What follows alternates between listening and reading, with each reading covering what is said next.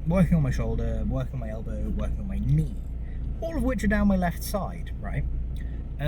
Maybe I've had a stroke at some point in my life, because, again, I've not done the research, but I've heard somewhere that be a thing where it can damage tendons and the nervous system connection, right?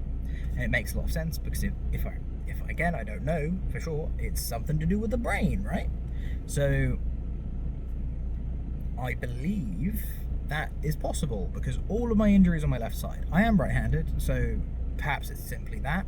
Perhaps I did have a small stroke at some point, and that has caused this set of problems over time, because it was something that I didn't know about and didn't address. You know, that whole smelling burnt toast thing. I've had that happen, but I just thought someone burnt some toast. You never know. Yeah. So I'm not worried. Regardless, it's just another sort of point of information that I need to keep in mind when I'm doing research. And while I'm working on those things, in the more classical physiotherapy kind of way, with generic, traditional Western gym mentality information, which is what you have as a personal trainer. You know, I'm doing the best I can with all those things, and I'm hoping with my current job, with my current level of energy, I can manage some level of consistency, and that is key. You know, adherence. Any good personal trainer or coach will say adherence is the number one thing. If you don't do the work, it doesn't matter what work you do. If you do one workout a year, chances are it's probably not going to show any meaningful progress or even maintenance. In fact, you might just hurt yourself. So, yeah, the fact that I'm now reaching a point with the fatigue where I can make somewhat regular sessions at a moderate intensity, I'm very happy with that, and that enables me to work on these problems that have cropped up, rather than just addressing the symptoms.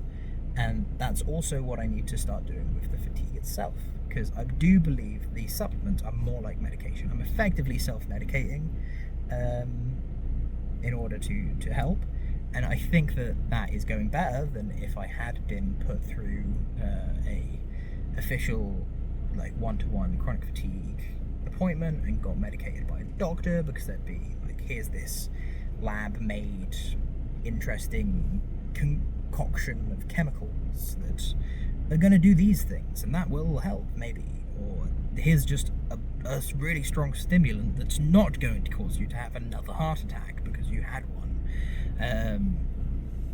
You know, these are things that I've considered, and I think that my current supplement stack is really good for me at the moment. But it's not something that I should have to do permanently, you know? It is to supplement my diet, and I've changed my diet a bit to make sure I try and get some of these things more than I previously had. I recently found out that I no longer dislike sweet potatoes, so that's good. And then the research side of things, I need to do more, because the doctors, they don't know the cause for my fatigue. We've taken it as post-viral chronic fatigue, be it glandular fever or something else, because my test results, they seem to have indicated I had glandular fever a long time ago, years ago. And I mean, it was years ago now that I got the post-viral chronic fatigue, but that's also when I got test results, so now it'd be years and years ago that I got glandular fever, so it was something else that triggered it, right?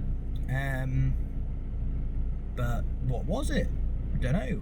And the doctor that I spoke to on NHS 111 when I was ill, and this was the illness pre-chronic fatigue, that days after the fatigue hit and just never left, they had diagnosed it as glandular fever.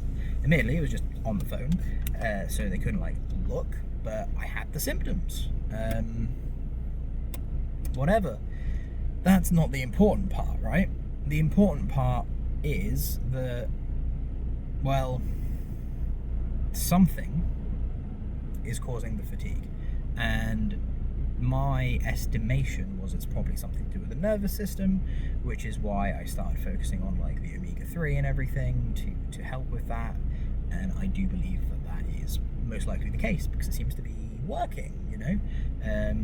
I followed the actual advice from doctors of like going on short walks and stuff like that. Very good, very helpful, very useful.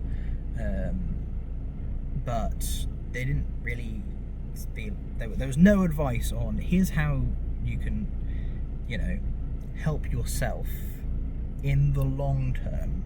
There's just a bunch of, if you do this, it might reduce the symptoms slightly, and you just kind of have to put up with it. And that wasn't very helpful, to be honest.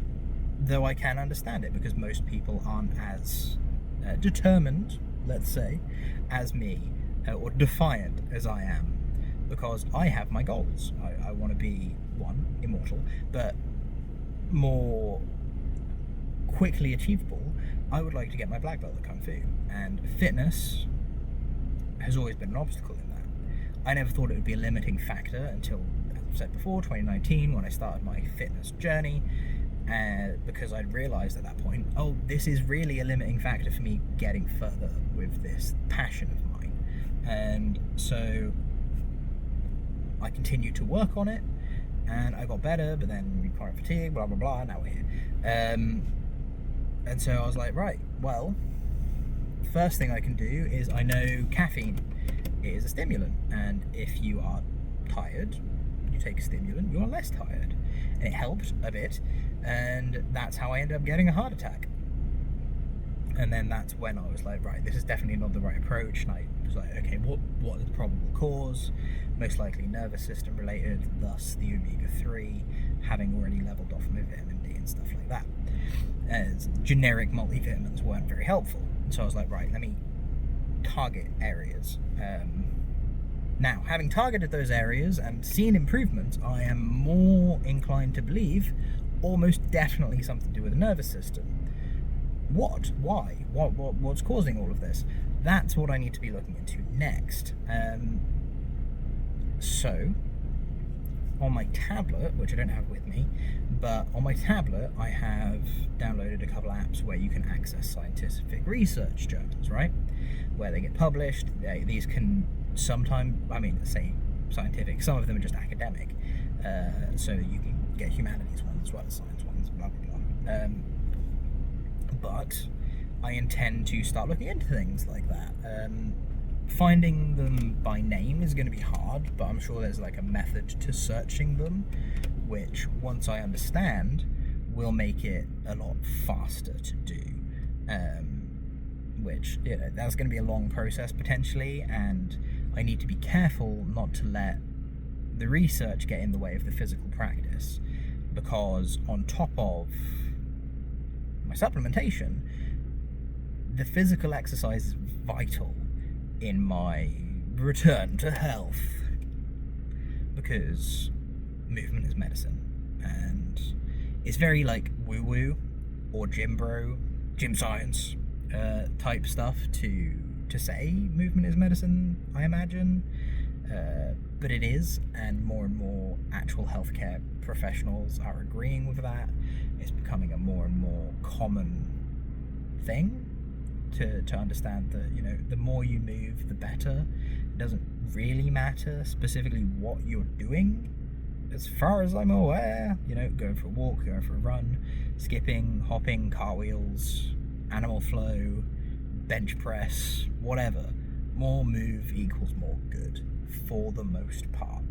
Obviously there are exceptions. You can overtrain, you can cause imbalances, you can get injuries, but as a general principle, more move, more better, especially if you're getting outside. Unless you live in like a super smoggy place, and then don't go outside unless you're leaving, and leave is my thoughts there. Yeah, so what specifically am I going to be looking into? There's a lot. It's a broad area of study, because I'm looking at physiotherapy, right? that is kind of what I'm doing for my shoulder, my elbow, and my knee. But then I'm also looking at anatomy, because I need to better understand these areas to tailor my own programming, so to speak.